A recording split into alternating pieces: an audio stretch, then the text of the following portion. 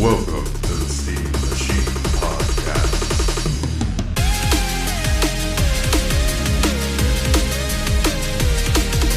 With your hosts, Dalton and Ryan.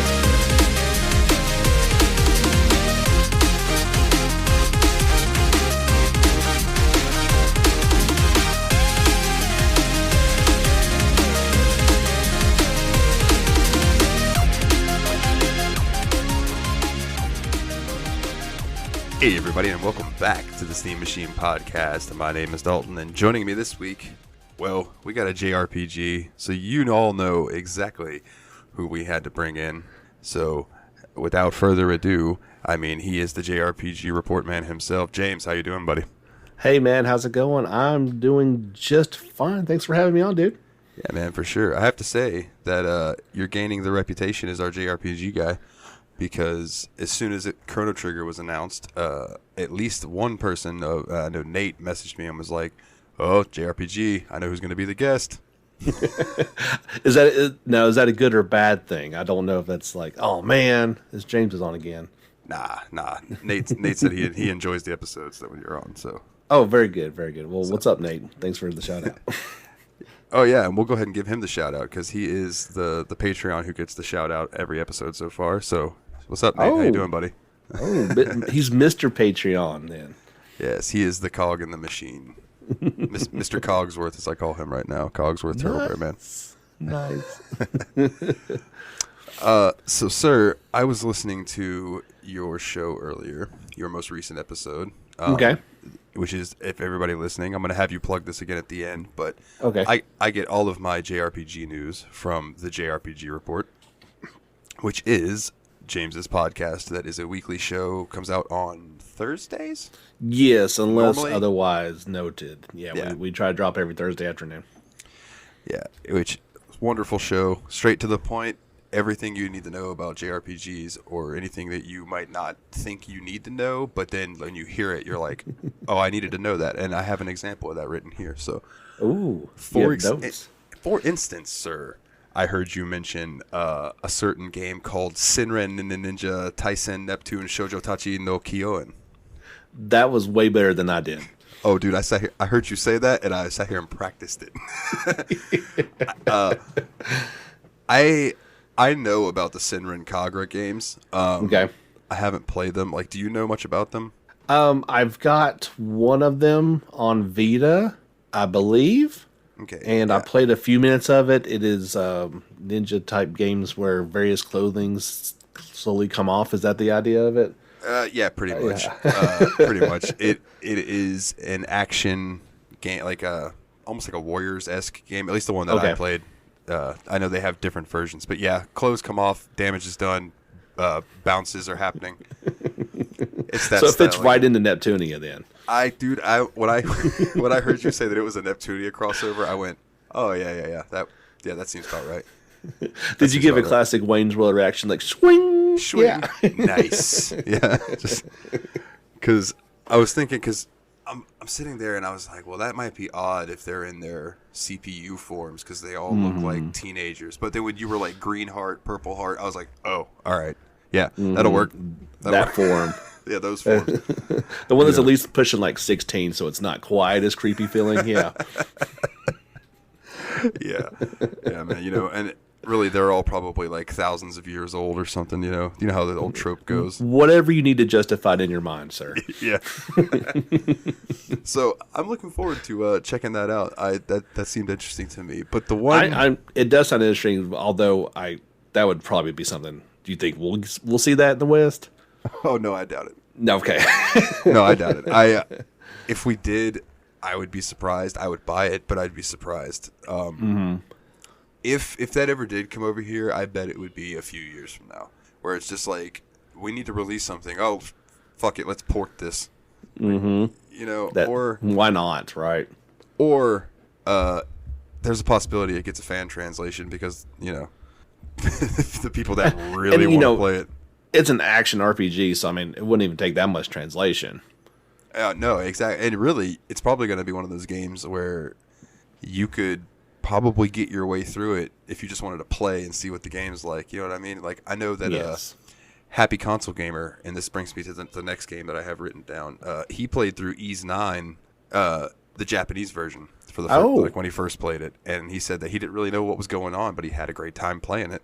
Yeah, I mean, and that's never been the issue. Like, we could get through those games, especially the action RPGs. It's like, it's more like the turn-based, heavy narrative ones that, like, you really do need a translation of some sort.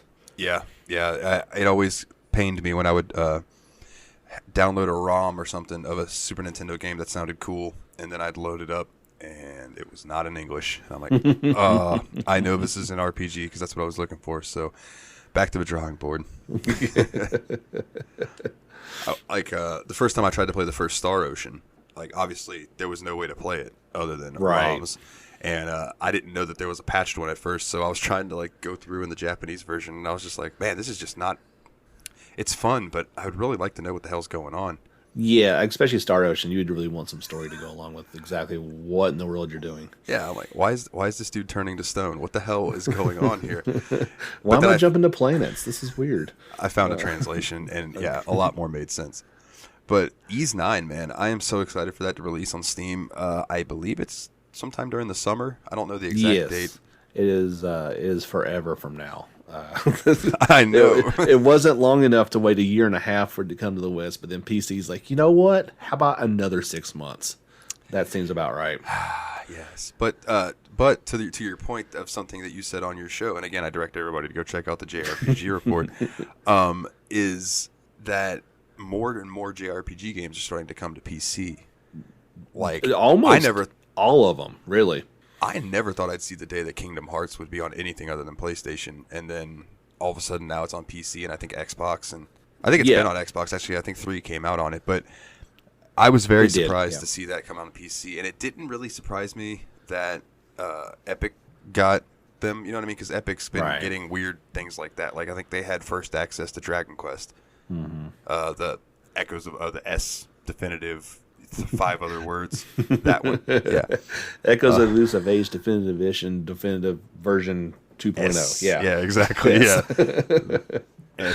SV5 Neptunia, crossover. Yeah, I don't know. Just insanity. Yeah. No. So the other point that I think I made similarly was like, well, why are these games taking longer to get on PC unless it's some sort of exclusive window? Because you have no physical demands whatsoever. It's always going to be a digital, so I don't understand why there's the delay, to be quite frank. My only guess would be the PC market can be very they can be sticklers, I guess. And it's like, if you release a game that you can't unlimit the frames, if you release a game that's not in full like 4K or ability to go to 8K and all this bullshit, there's going to be a small sect of people that are going to bitch and complain, right? So you've got to make it for 14,000 different configurations. That's really the biggest problems. Yeah, because you have to think about all the different resolutions that there might be for people on their monitors, going all the way down to 800 by 600 sometimes for those old. Not that I don't think new games go that far down anymore, but you get my point. All the way up to 4K, they kind of have to take that into account, and I assume that equals more coding. I could be wrong because I don't really know a ton about the development. I would want to be more on the story side, not the. I mean, I would like to learn some coding, but whoo, boy, man, it's not easy something to just jump into. Oh no, I would not even. I've done enough light coding for websites. It's like I don't even want to think about what's required for a game development. Yeah, absolutely. Especially like I was reading a thing the other day, and I think it was maybe the new Final Fantasy VII remake that they were talking about that. There are more polygons in a strand of Cloud's hair than there are in some of the original PlayStation games. Oh gosh, yeah. Like the entire it's not even game. Close. And I'm like, that's wild. Yeah, the amount of data is insane. And go quickly before I forget to make this point. You're talking about PC and Kingdom Hearts. How funny is it? It's on PC but not on Switch. That is kind of strange. I feel like. I could understand if 3 wouldn't run on Switch because that's a very no. I don't expect 3 to ever even try to run on Switch. But yeah, 1.5 and 2.5, I think they could totally go on Switch. Like maybe it's because 3 can't. They won't tell that part of the story. That's a possibility. But Kingdom Hearts is also weird, and it's like, you know how some games have spin-offs and they just don't matter? You know, Kingdom Hearts, it's like every spin-off story is canon and part of it. Like, even the phone game was like tied into the lore, and it was like, if you wanted to learn about it, you played the mobile game because that was the story of the Keyblade War and all that shit. Oh yeah, and that always irritated me because I was, I only played the console versions. I didn't play the offshoots, and I was like, okay, I know something's going on here, but I don't have the time required apparently. Yeah, I never got super far into that game, and I think now they're shutting down the online servers, so it's like you can still play it, but there's no more online stuff, which that doesn't bother me any. No, it was what it was. But so one last thing before we dive into Chrono Trigger, this game I had never heard of called Edge of Eternity was sitting in my Steam cart 2 days ago. Are you serious? It's still on sale for $16 until like I don't know, like a week or so, maybe a little more. But I plan on buying it, right? So it's sitting there because they have this big thing on the Steam page. It's like, buy it now before the price goes up when it comes out of early access. So I looked at it and I'm like, I've never heard James talk about this. That was timely, dude. I swear, my hand up, like. That was the thought I had, and I was like, I've never even heard this mentioned. Like, maybe I'll wait. No shit. 2 days later, your new episode comes out. You start talking about Edge of Eternity, and I was like, oh, that game sounds awesome. I should have bought it. And I mean, thankfully, it went all the way up to $20, right? So, not like you. I mean, save a few bucks, of course. But yeah, no. So, that was episode 160.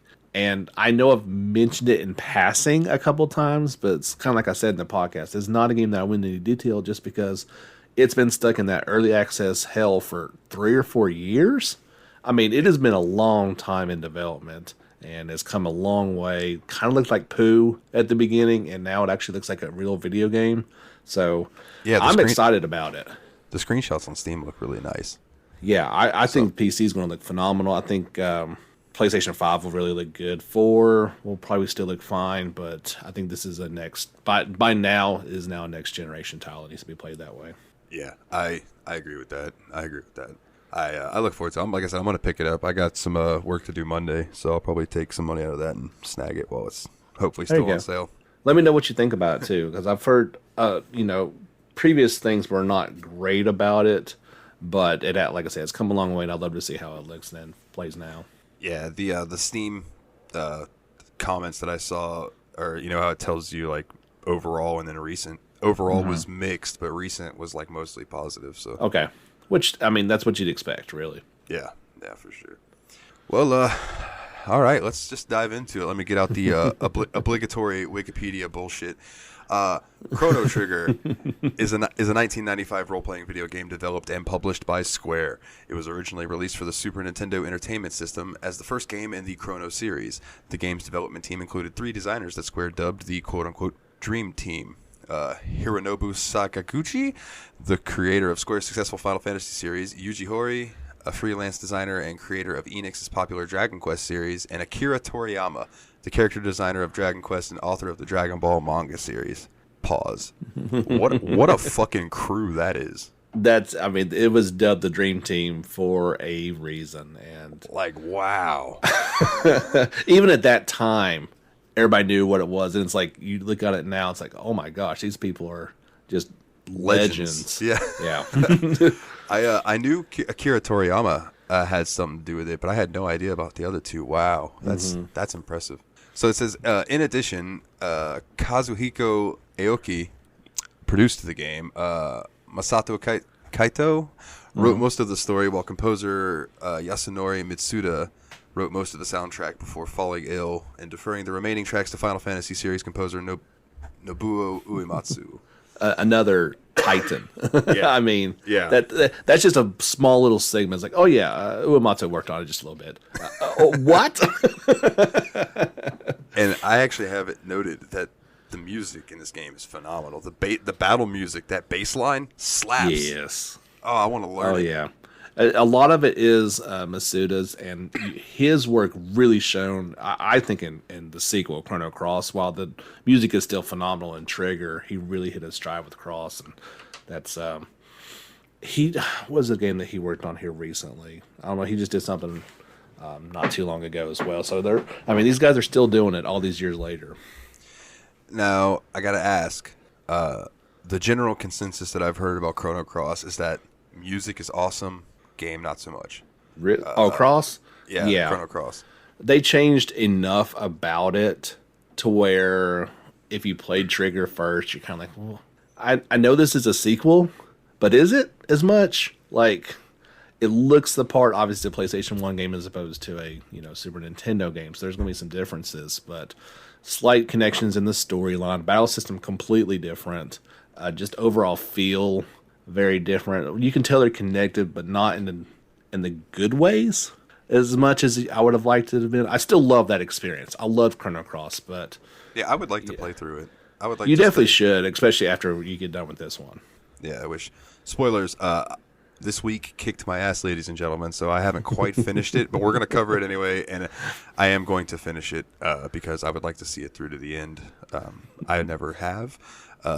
So before I'm going to ask you what was your first experience with it, but before we get there, so I've got it on Nintendo DS, which I played on my 2DS XL, and then I also have it on Steam. It was released, the port of the DS version, or the DS version was July 2nd, 2008, was when it was announced, and I think it was released around then too. And then Windows came out February 27th, 2018.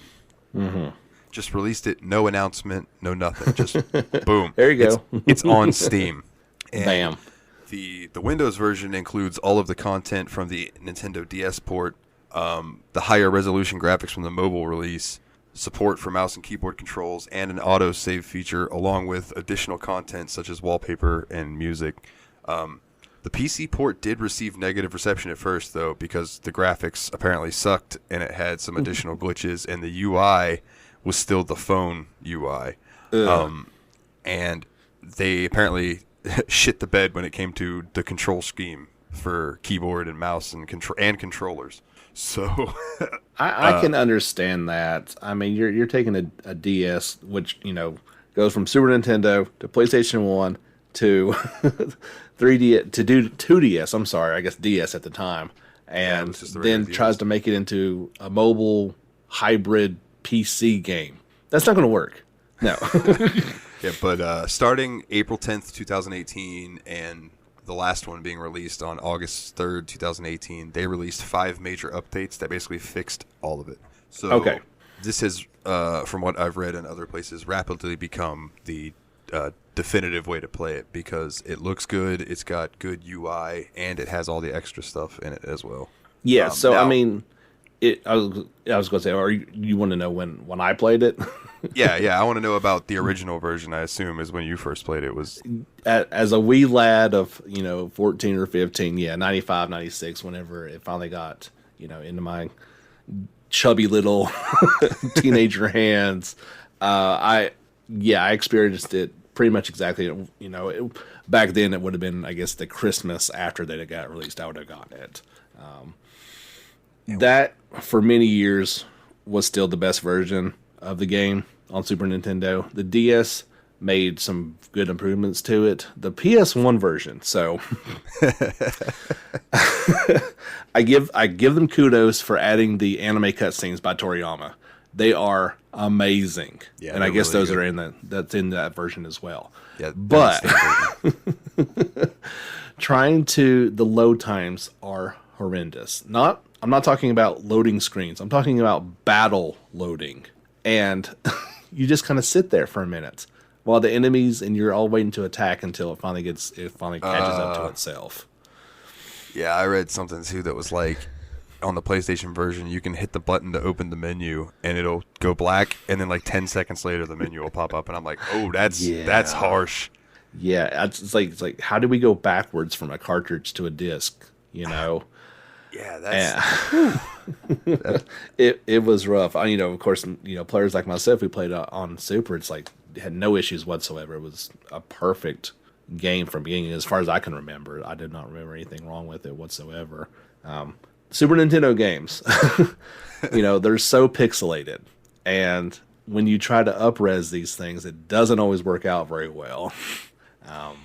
Not to mention the controls were just perfect on the Super Nintendo pad, so it took a long time. I think the DS did a very admirable job of doing it. I thought that was a good addition. I'd love to see how it is on Steam. Now this had those improvements, exactly how it plays and looks, and the mobile version I don't want to deal with. But I know some people will probably scoff at me, but like I played with the high-res graphics.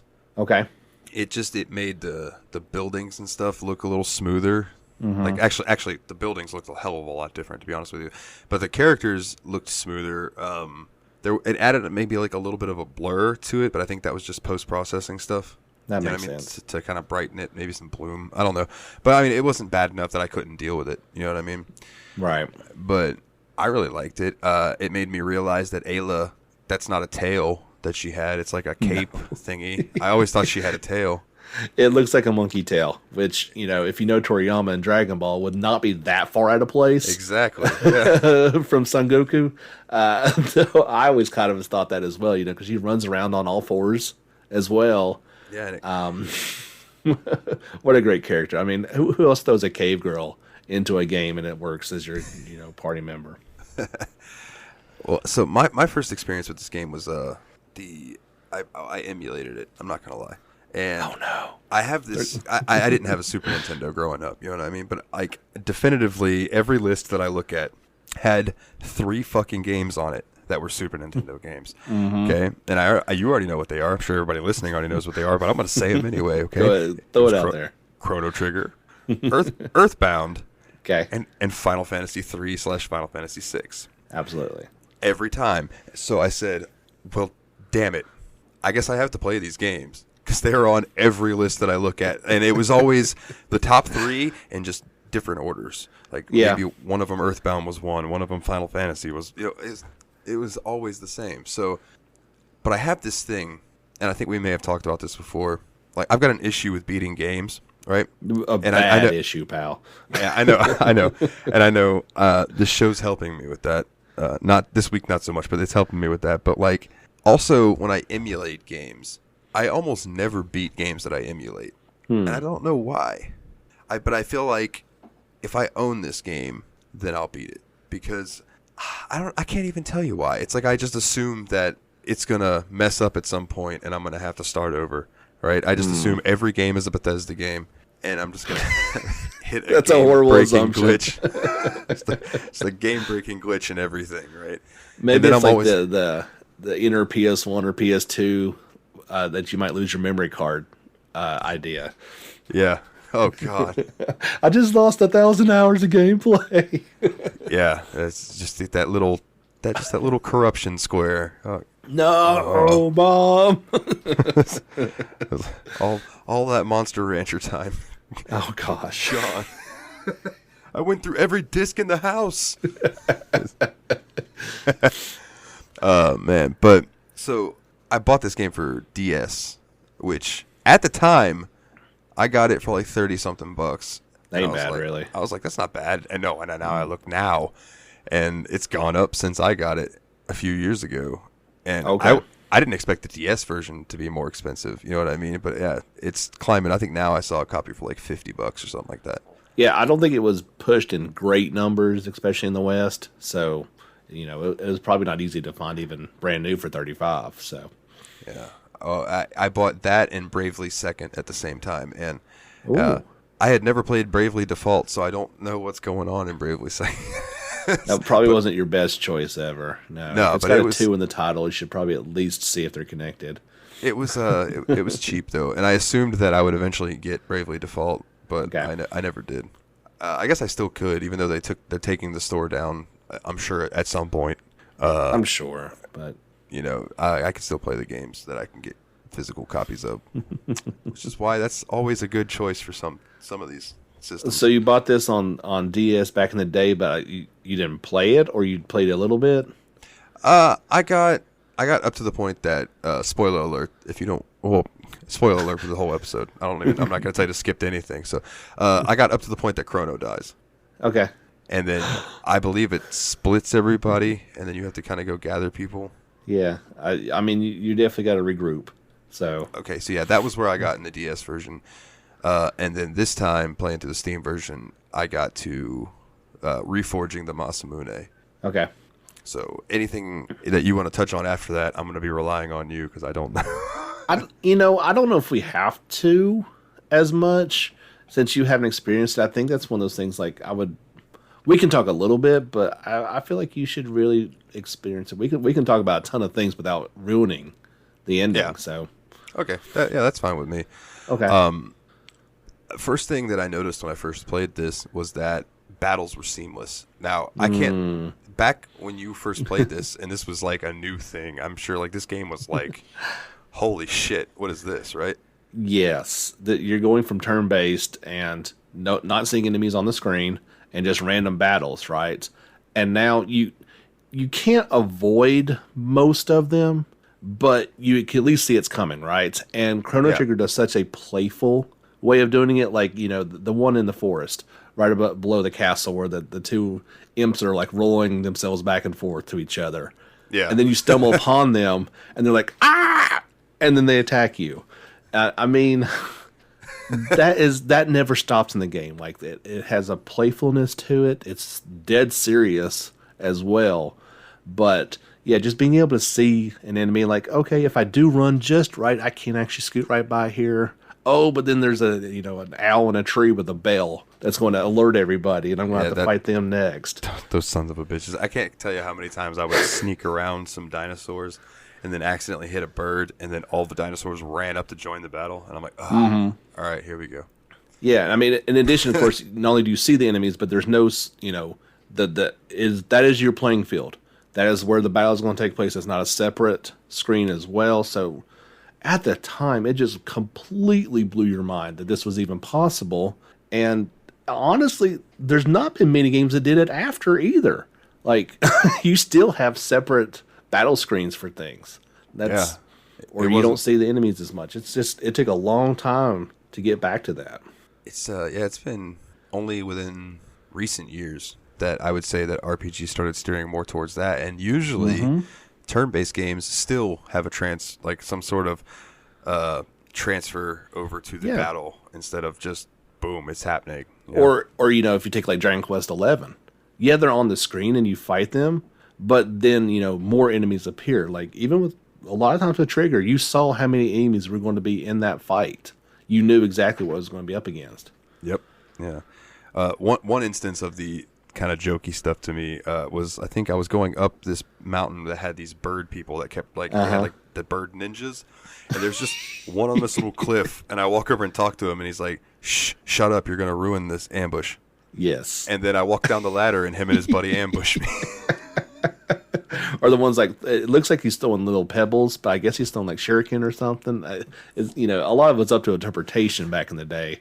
Yeah. But yeah, they can hit you with, and that triggers the battle. There's no penalty or advantage to surprising enemies or they're surprising you. It's going to be the same no matter what. But very humorous, and like I said, that just never stops. It's so good. Yeah. That little bird that was throwing stuff at me, he was across the way. Well, I eventually made my way over there, and I went to attack him, and he just jumped across the river and then kept throwing stuff at me. It's like, nope, I'm going over here. I was like, oh, you little bastard, I'm going to let you live, because that was funny. Yeah, dude. Oh, man, my mind just blanked when I was trying to think of literally my mind blanked when I was trying to think of what I was about to say. Dead air is awesome for podcasts and radio. Luckily, Truncate Silence takes care of that. Oh, what was it?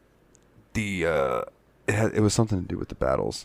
I mean, are you going to talk like the active time battle system in terms of taking the idea from Final Fantasy 2 or 4 and perfecting it like that?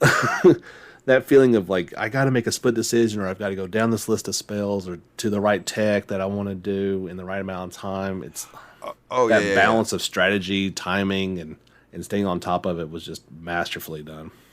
I switched that over to wait. Did you? Okay. Yeah, I just because I was like, I kept pressing the wrong shit, and Okay. it was. I was like, no, so I did put it over on wait. But I can see that it might be a little bit different too with PC, not having a controller in your hand that you don't have to really think about. It's just second nature. Might be a little different. yeah, it was. Super Nintendo was so basic. Yeah, well, I would use that excuse, except I played it on my Xbox controller. But Okay. Well, I mean, you didn't have But to yeah. say that. I guess everybody knows by now. nah, I mean, I'm honest with the listeners. It's all good. Like, I'll probably end up leaving me mind blanking in there just because it's like, oh well, fuck it, I'm human. I'm sure they expect that by now too. Like, Yeah, it's like, well, hell. I'll just curse until I think about it. Okay. Yeah, usually that helps. You just throw obscenities out there, and eventually it comes to.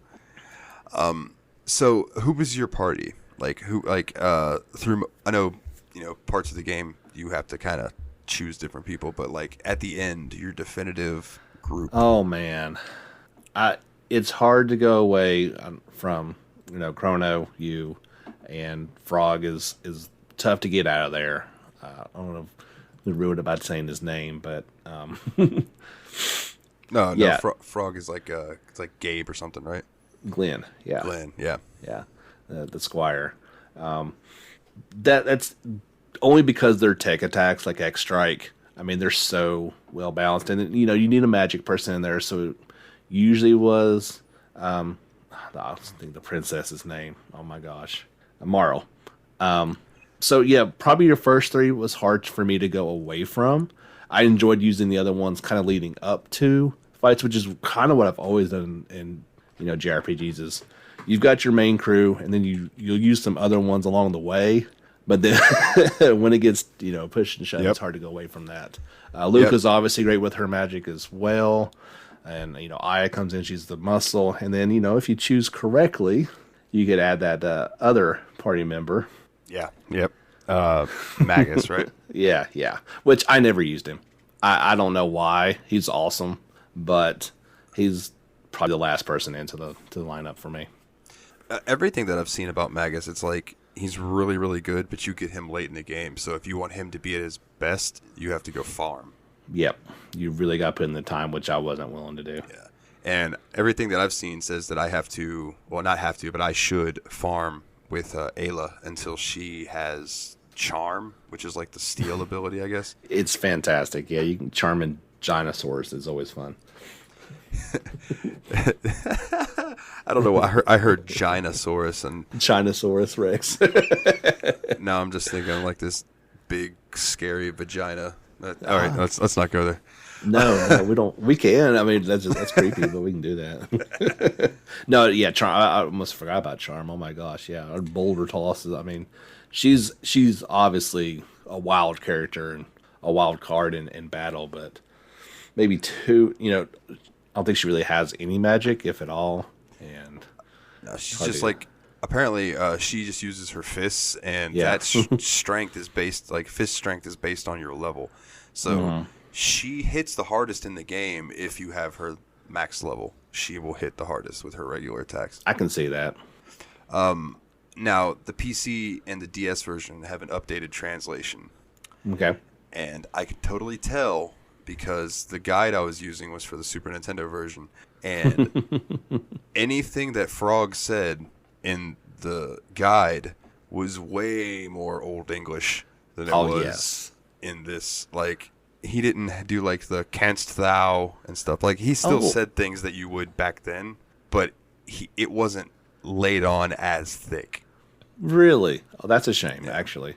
Yeah, like he still you could tell he was a British noble. That's what he sounded like.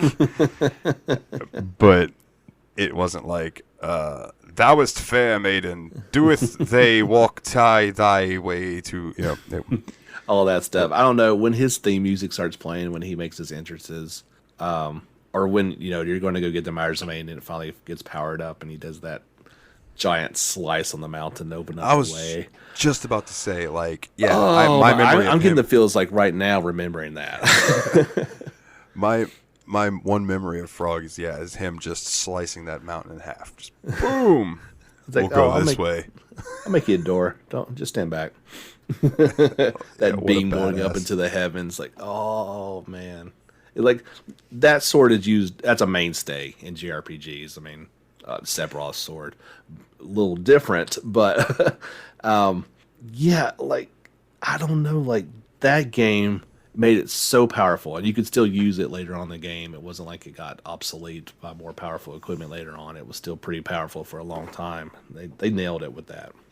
Yeah, And of course, it's a boss that splits apart and loses its power, and you got to defeat it. And it's like this whole big ordeal. Like, what? I've got to fight my weapon? yeah. That was the interesting thing is when I walked in there and it was just the two little kids, and then they turned into the Masa and Mune. Oh man, that's I'm not like- an easy fight. I was like, oh man, and then I beat them, and they're like, oh okay, well now we'll just do the Dragon Ball Z formation. Total. It was totally the fusion. Yes. Yeah, thank you. That was the word I couldn't think of. Fusion. Yeah, they did the fusion thing. Boom, and they become this giant monstrosity. Like no. Oh man, that shockwave they send that. I got that the boss fights in this game, and you've not even experienced the truest toughest ones. Like they will destroy you, and you'll have to go back and grind for a while. Head back to the sewers, whatever you need to do. They're obviously, I guess if you're going to play it on white mode, you're going to have not as much trouble with it. But being inactive and not having time to do what you need to do, they'll wipe you out in a matter of time. No matter. Yeah, yeah, and the wait mode, man. That's just that's just because like sometimes I'm like, all right, do I want to do a normal ability? Do I want to do a combo?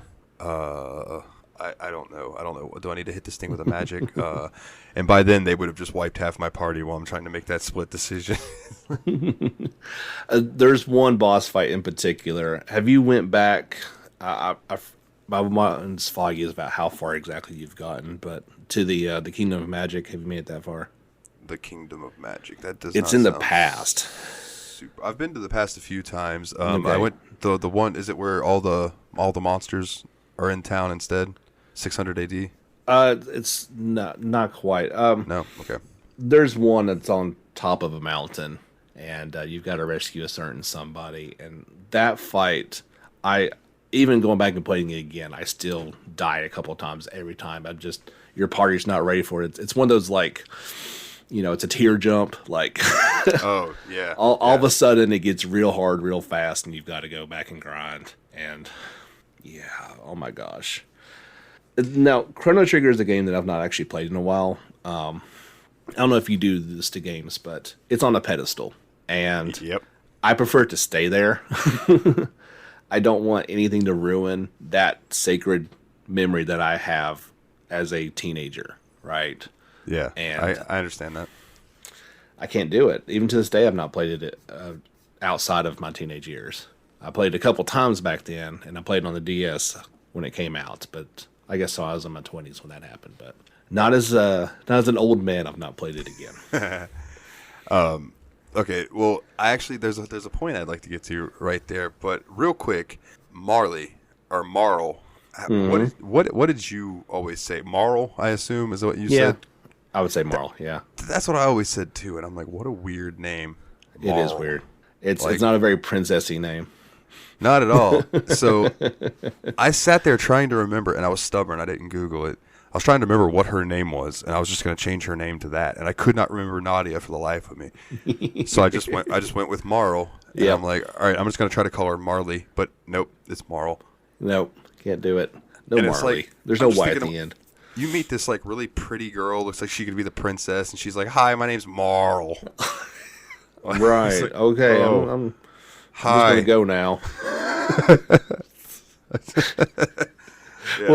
So what was your one comment on the Discord channel that you keep on fighting the robot? What's his name? Oh, Gato. got with the rapping robot. Yeah, the giant cat rapping robot. Okay, so yeah, I'm glad you brought that up because I forgot about that. I You gotta get farmed them that. points, yo.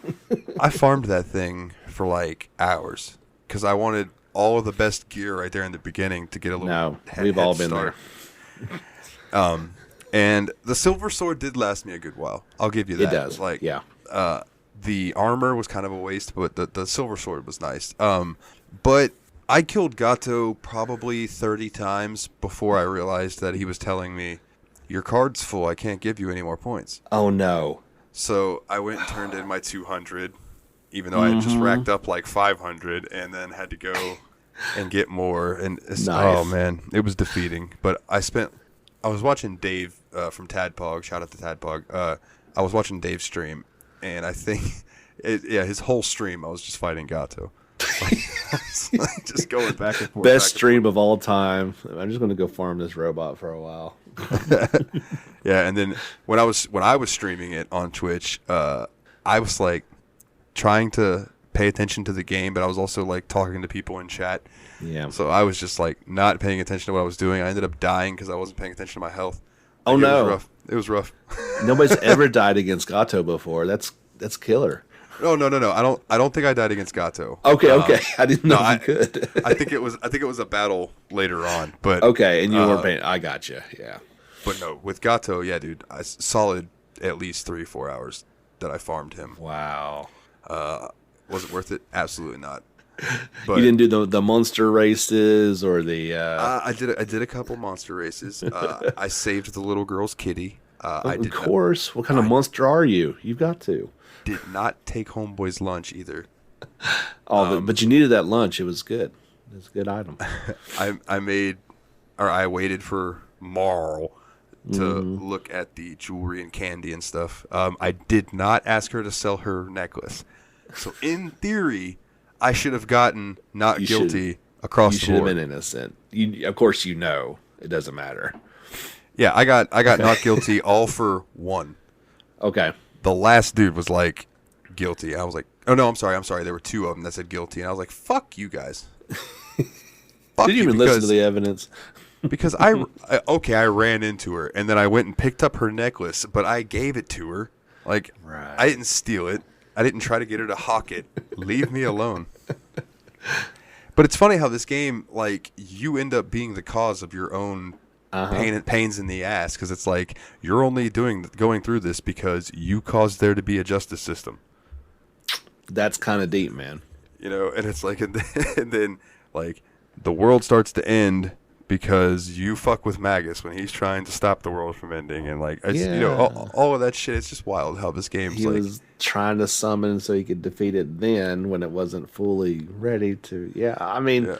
For a game in 1995, thinking about time and its connections along 65 million years or whatever, that's a lot to think about.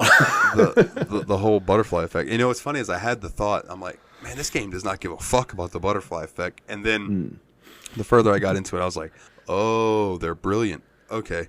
Yes. Okay, I see where they're doing now. Yeah, okay. So that they do care about the butterfly effect. Yeah, just a little bit. Yeah, it's connected. Yeah, your choices matter. So before we get to this final part where I think we might argue a little bit, actually. Okay. Anything else that you'd like to touch on from the game? The only thing that the thing I really do not understand is I thought one of the best aspects of the battle system in particular was the techs. And combining the techs 2 and 3s into really ultimate attacks that you needed later on. There's only been a handful, if any, games that have done that since then. We didn't even touch on that. Yeah, the tech things are really cool. The combo moves, so impressive. It's so much fun, and you really did need to do a lot of those in order to succeed later on in the game. Of course, high level magic helps as well, but. Yeah, there's a handful, like, you know, in the Suikoden games, if you cast a couple magic at the same time, they'll combine and make different magics. But in terms of really combining, like, Trails does it a little bit. In the Sky series, you can combine attacks, but nothing like Chrono Trigger did. And I think that was one of the things I was disappointed in Cross, was they kind of got away from that in a lot of aspects. But that was always... You know, especially in the active time battle system, really having to pick and choose, and like, you know, you'd be waiting on it to go from a gray highlighted to a white, which means you could use that tech attack that you really wanted to, like that. Yeah. So have enough time to do that before he hits, type of deal. Yeah, just masterful. But yeah, if you're talking about just from story to gameplay to characters to plot twists to it was just the ultimate package of a game that really had no negatives to it, in my opinion. Yeah, and I mean, with the team that worked on it, how the hell could you go wrong? That would have been bad, like, right? If you got all I mean, this talent together and all this money, and it's okay, I guess. I mean, there are certain Final Fantasy games that we just won't bring up because maybe they didn't have anything to do with those. No, But I don't. No, probably not. as far as these early games, man, this is probably the pinnacle. Like I said, those 3 games that are always mentioned: Chrono Trigger, Earthbound, Final Fantasy VI.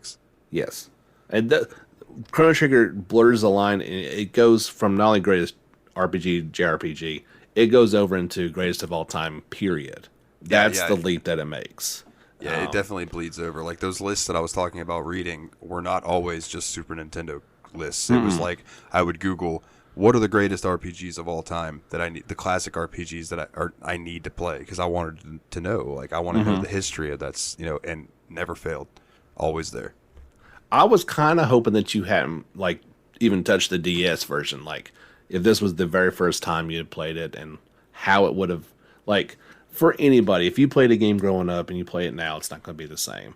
And this game was a product of its time. I really wonder how if somebody played like, oh, I've heard this is the greatest, RPG of all time, and they play it and they're disappointed, right? Because it doesn't compare to games after it in terms of graphics and presentation and all that type of stuff. I was always curious about that aspect. Well, even playing on the DS version when I did, and even emulating the Super Nintendo version, like I took it for what it was. Like, okay, this is an older RPG, and granted, not everyone is me, and not everyone's gonna give things the benefit of the doubt. Not everybody's gonna be generous with like expectations, but going into this and being like, all right, this is a Super Nintendo game that seemed to accomplish more than some PlayStation games that I played. Was really, it said something. And to have a story as good as it did packed onto a little fucking cartridge that's like 6 megabytes. And it's not even 6 megabytes. I think Star Ocean was the biggest game on the Super Nintendo that I know of, and I think it was like 6 megabytes. So Chrono Trigger was smaller than that, and it told a better story in say 4 megabytes than some games do that are, I don't know, 100 megabytes or 100 megabytes, the fuck, 100 gigabytes. Yes, it's insane to me. But that's crazy. Like I just think about that. A thumbnail for YouTube, the max is 2 megabytes. So a picture, yeah, an entire game was 3 times that big. That's just crazy. Brother, there are pictures on your phone right now, I guarantee it, that are bigger than the entire Nintendo library. Oh, easy. Yes. Like, I have all the NES games, every one of them, even the Japanese. Well, I think it might be all the American. I don't know. There's like 900 in a file on my computer, and it takes up a minuscule amount. It's like 40 megabytes or something like that. It's some stupid low amount. It fit on a CD. Yeah. Yeah, it's insane. They're small enough that I don't know how fluent you are with USB drives, but like the exFAT 32, like the old. Yep. Okay, so you can't put anything on those that's bigger than like 4 gigs. Yeah, that's always you find that stuff out the hard way. Yeah, kills me. Yeah, kills me all the time because my and all that stuff. Yeah, my PlayStation 3 is one of my PlayStation 3s is jailbroken, so I can put older like emulation stuff on there, and it's like. I start getting problems when I get into the PS2 games, but I can put every Nintendo game, every Sega Master System game, every Super Nintendo game, every Genesis game, and it just doesn't even come close to the maximum, like, oh, you can't move this on here because it's larger than 4. Blah, blah, blah. You got to make your shit smaller. Oh my gosh. No, I don't want to do that. Just, you've got plenty of room, do it. Yeah, exactly. It's like, dude, you got 32 gigs on you. This game is 4.5 gigs. You can handle that extra 0.5. It's okay. I believe in you. But you can do it, buddy. But so to wrap up, the thing that I think we may argue with a little bit. So we have had a previous conversation about games that should not be touched. Oh, okay.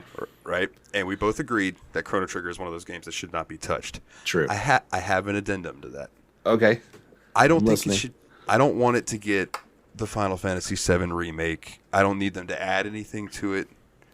But I think if they wanted to bring this game into modern eyes and avoid some of the problems that you were talking about, how people might not want to be able to, like, I don't really want to go back and play that, but they might want to experience it. I think the way they did Trials of Mana would be viable for this, because they just took Trials of Mana, made it pretty, and released it. It's the same story, it's the same path, it's the same length. They didn't add anything. They just made it pretty and put it out for new people to experience now. And I think that could work, but I could almost get on board with that. I think probably when we had that conversation before, that was before Trials of Mana. So every time they've tried to do this before, it's not worked. That game in particular was exactly how to do it. And they did it right. Now, Trials of Mana is not a sacred cow. So they could do that. True. This is also true. They tried to remake Secret of Mana, which is much more sacred, especially to Western audiences, and it failed miserably. So yeah, but see, they that's tried to change worry. too much there, in my opinion. They did. They tried to change everything, and it didn't work. So I mean, I would, at this point, I would probably be more open to the idea. I don't think it's ever going to happen, so I don't think we have anything to worry about. But so what if they made a game that looked like the anime cutscenes, right? I mean, that would be, they could do that now. That would be pretty cool. Yeah, absolutely. Do the cell shade the characters and everything. It would be sweet. Yeah. I mean, they're not going to be able to keep. They're going to have to change it so much because you just can't HD Super Nintendo games. It doesn't work at all. You can't HD PS1 games. They have to be pretty much remade.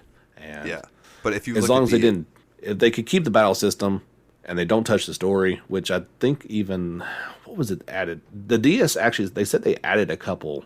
It added some extra dungeons. Yeah, which I wasn't aware of that. So I learned something in doing some rebrushing up on the topic. But keep the multiple endings, keep everything the same, and just try to do it. I've come around on that a little bit more. I wouldn't love to see it at first, but if somebody did it right, then I'd embrace it. Yeah, and thinking about the graphical style that you're talking about, the way that they've done recent Dragon Ball Z games would be perfect. Yes, I agree. You know, that 3D but super cell shaded still looks drawn, but is really polished. I think that would be that's Toriyama as well, so that would seem to be an easy translation. Yeah, for sure. I think it would work, man. I think it would work. I would, as long as it's not a mobile offshoot. God. Oh god! All right, so yeah, let's wrap up on that. What is up with all of these fucking mobile games lately, dude? I guess it's big in Japan. Is that the thing? It's so huge in Japan that I think we've even talked about the difference in lifestyle over there, where public transportation is everything in Japan. So you have people with these long train rides. They gotta have something to do. It was the mobile market, in handheld market, and the phones are just so powerful. And you've already got one. It just made sense for them to do it this way. And you brought in this whole casual crowd that caught on very quickly. It's a numbers game, and they can't avoid it. They want to, but it makes so much money they just cannot avoid it at this point. And it's not gonna get any better. Yeah, it's almost like I can imagine that they put out these mobile games and gacha games and stuff to fund the games that they really want to make. It is. You're probably hitting the nail on the head right there. That seems like a very good, steady income because, man, how many times, I don't know if this affects you or not, but how many times I've been playing a mobile game and I'm so tempted to just pay that $1.99 so I don't have to deal with ads anymore or whatever, you know what I mean? Yes. And then, boom, that's $2 they make, and there's probably a million other people that had that thought at the same time. Boom, there's $2 million. That's all it takes. And you have to, so I don't really fault them because these games take these AAA big title games, 3 and 4 years of constant development, millions of dollars. How are you going to just pay for that?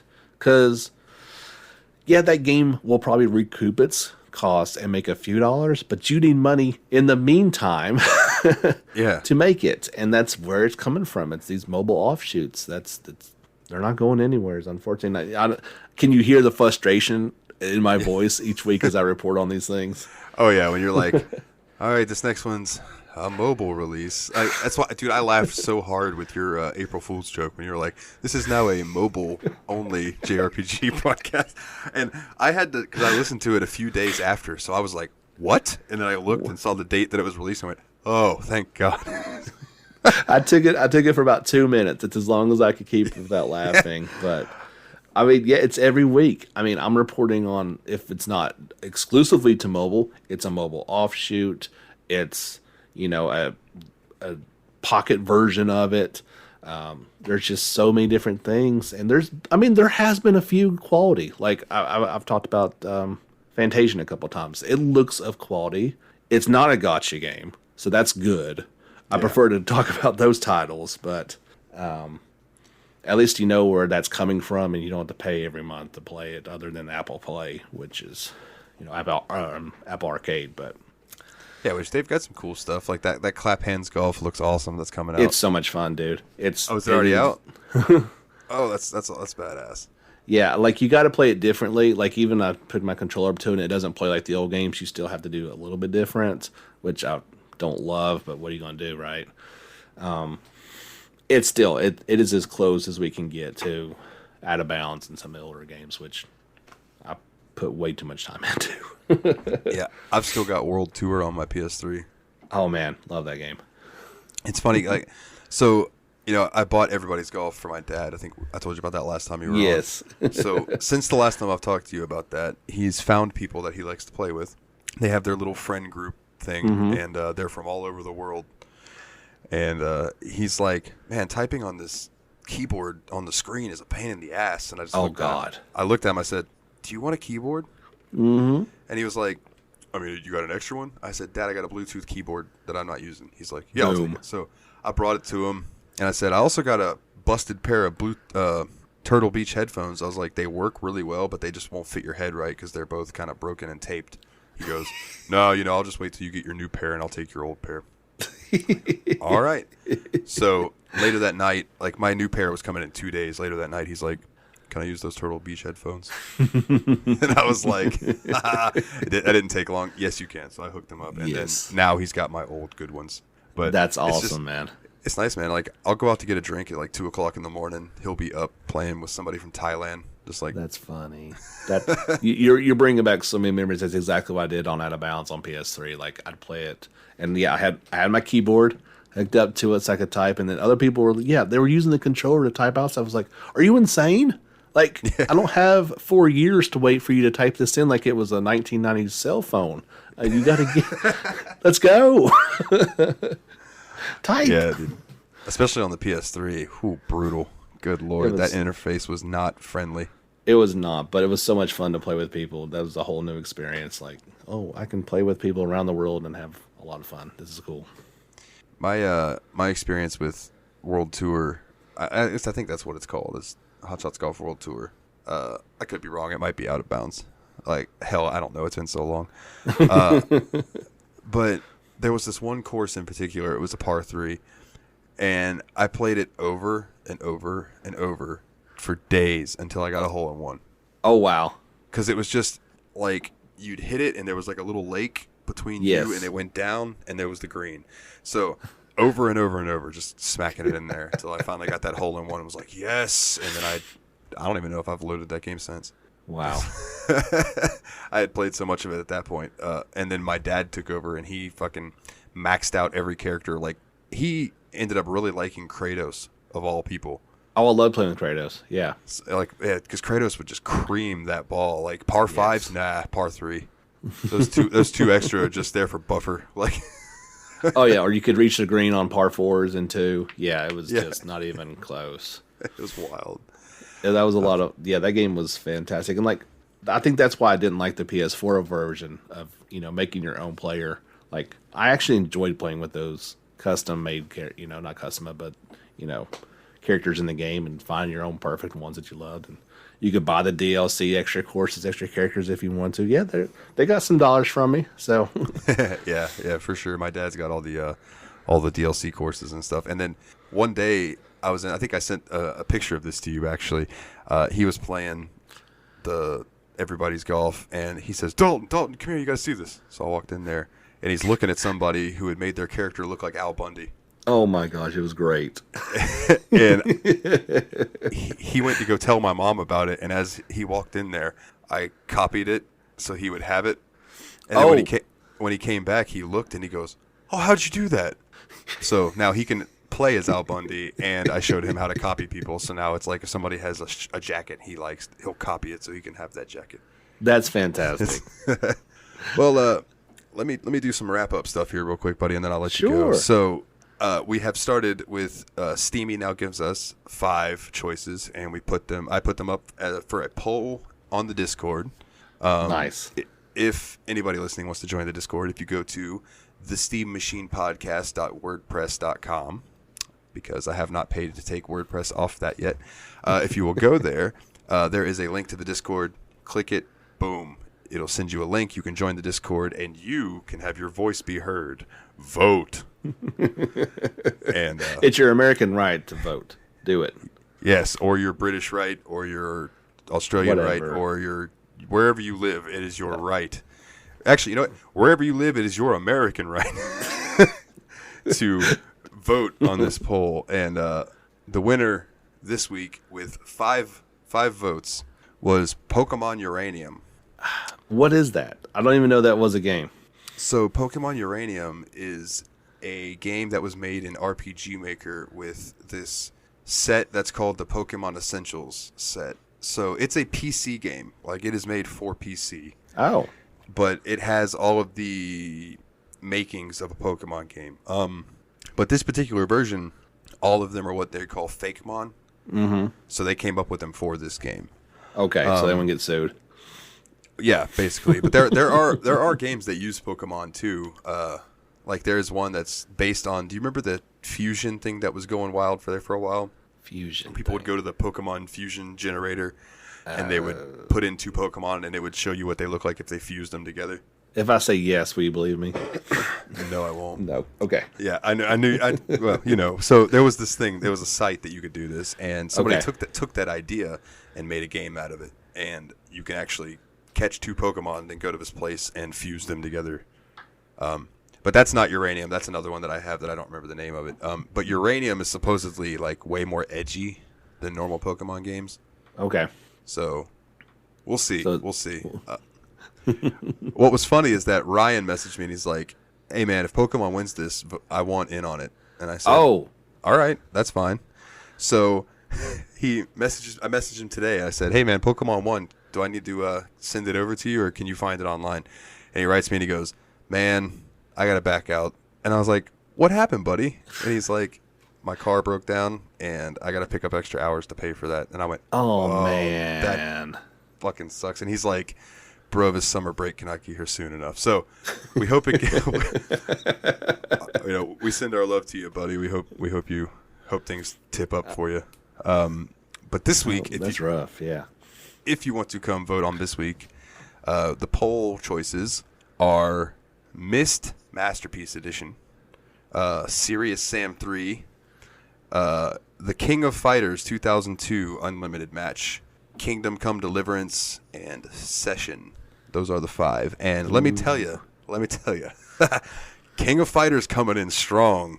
I'm looking at it right now. So yeah, that looks like what may unless all the listeners say I want to do something different. Do you want to tell me? Do you want me to tell you what I voted for? Yeah, sure. Just because I think you should be punished. I think you should have to play Myst. I remember, obviously I didn't play the Masterpiece Edition, but having to, put this CD-ROM in there and play Myst way back in the day and not having a clue what you're supposed to do, point and clicking on towers and stuff. So I think you should but I don't think that's going to win at this point. So everybody just... Dude, it's looking heavy towards King of Fighters. But Which is, is that not a fighting game? Oh yeah, it totally is. Okay, so that'd be a short week for that one. That shouldn't take very long. Yeah, to me, I feel like people voting for that are the people that watch me on Twitch. They're like, "Yes, we want to see you get beat up," because I'm bad at fighting games. But we'll see. We'll see what happens. So before I plug my shit, plug yours, my friend. Go ahead. Oh tell yeah, everybody. yeah. There's this. We do a little weekly podcast every Thursday afternoon, unless something happens. Like this week, it ended up coming out Friday because work happens. But yeah, we talk about all the latest JRPG news that happened in the past week, unless I missed a story or something like that. But yeah, we have a lot of fun on there. It's the polar opposite of Dalton's. It is family friendly and completely clean. But yeah, so you don't worry about anybody overhearing anything. You can listen in the car on the way. We just talk about all the news, games coming out, stuff I'm playing at the time. But yeah, just updates on stuff like we talked about this week. It was Edge of Eternity coming out and excitement levels, hyping up games, all that fun stuff. We still have our YouTube channel is growing, so that's where I put all the trailers and gameplays and live streams and stuff like that. So yeah, man, 800 subscribers. Congratulations on that. Thank you. I think we just hit like 830. So like I beg on this, like if we get to 1,000, YouTube will throw some pennies at me every week, and that'd be awesome. Hell yeah, that would be awesome for sure. Yeah, the YouTube, the podcast, I can't recommend them enough. It's good stuff, and sometimes I'm on there, and you get to hear me behave myself, which is wild, right? I'm so proud of you when you come on, man. I really I know, because you know how I normally talk, so you know that I could get an Oscar for me being on your shows. I think in all of our conversations, I only had to edit like 1 or 2 words. It was great. Yeah, I do really try to censor myself. There are times that I get excited when we're talking about something and one will slip out, and then I'll immediately be like, oh God, I'm sorry. Well, no, I mean, I'm proud of you because, as a father and, an older gentleman, I guess I'm going to call myself, I know it's not easy. Like, I hang around with my nephews and my brothers, and, they don't hold back sometimes. It's like, yeah. It's not easy to do, and I applaud the effort. I really do. That's not easy to do. Yeah, man. Well, I try for you, brother. I try. Well, if you would like to find us on social media, you can go to facebook.com/Steam Machine Podcast, or you can find us over on Twitter. It's at Steam_podcast. If Facebook groups are more your thing, there's the Steam Machine Podcast Lounge, where most of the time it's usually just me sharing little memes that I think are funny. But, if you would like to join in on the memes or come and talk, that's your thing. Come join, talk it up. Like I said, the steammachinepodcast.wordpress.com. We got the website going. There are links to everything on there. There's a link to the Facebook. There's a link to the Twitter. There's a link to my Twitch page if you want to watch me stream on Tuesdays and whenever else I feel like it. There's a link to my music. Hey, do you like the music that plays at the beginning and end of this show? There's a link to my Bandcamp. You could pick up an album or 2 on there. It would always help me out. And actually, I think something that's not on the website that I've been meaning to add is if you want a shirt, we're on threadless.com. I believe it's TSMMP Productions. And you can find a nice show logo shirt, or you can get a mask with it on there. You can get shoes with it on there. You can get underwear with Steamy right on your crotch. You can get underwear? Are you serious? I didn't know that. Dude, when you make a threadless thing, they're like, what do you want your design on? Click whatever applies. And, dude, there's so much. Like, I think there's baby onesies that you can get with the Steam Machine logo. It's so ridiculous. That is awesome. But do you want a steamy crotch? Everybody wants a steamy crotch. Get you some Steam Machine underwear and show it off. I think they make a powder for that, don't they? Some talcum powder. No, talcum powder. Yeah, just go put it in there. But yeah, man, get you some swag. Send us a picture of it, man. Like, I don't even care if it's just you in some Steam Machine underwear, you in a shirt. If it's you in a mask, you in some shoes. If you got a backpack with it on there, dude, send a picture of it. Let me see it, because I want to make a collage of everything. Now, obviously, if you're in your underwear, I'll keep that one for my personal sake. Don't worry. But I was about to say, I'm pretty sure you just asked for pictures of dudes in their underwear, but that's your podcast, and that's what you roll with. Maybe it's not all dudes. We got, I think Anchor tells me that we have, an 8% female to 92% male. That's awesome. Like that. So, that's very representative of the planet. So there you go. Yeah, the gamers. Yes. No, mine's the same way, bro. maybe 10 on a good week. But Yeah. Yeah, I think that's about all my social media bullshit, man. I appreciate the hell out of you coming on, brother. I know I've kept you for over an hour, and I am very appreciative of you, especially right now with not having the guest every week.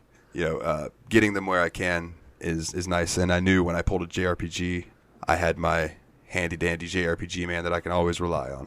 you absolutely can. And it was always fun revisiting this one. But yeah, anytime you have one on, even if I'm not actually played it, I wouldn't mind coming on and saying why I've not played it, because it's garbage, and I'm glad that you're playing it instead.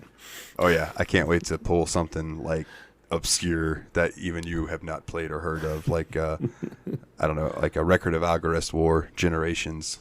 Oh yeah, or something. I've got one of those. Was that a PS3? I think they were PS3 and Vita games. Yeah, I've got the one that says 0 on it. I'm looking at it right now. Oh, okay, Zero Generation. So that's the prequel. Yeah. Okay. I don't know if Zero's is long, but I know that Record of Algarest War Generations, the first one, is, I think just the main story is like 120 hours. And Completionist is like 280 or something, some ridiculous Holy amount. cow. Some ridiculous Persona 5 level of No, that is not Persona 5, my friend. That was 120. Because we did it twice. We know exactly how long it is. You're talking like my level of Xenoblade Chronicles 2 craziness. Oh, that's another series that I hope eventually gets ported to PC so I can dive into it. I wouldn't hold my breath. Yeah, I know, and that's just like I saw the thing about Persona 5 coming to the Epic Store, and it hasn't happened yet, and that makes me a sad panda. Don't believe these lies. They just get your hopes up. Well, on that note, he's Ryan. Wow, I've never been called that before. Thank you. You're welcome. You're a real Ryan, but he's James. I'm Dalton. R.I.P. DMX. As always, guys, take it easy.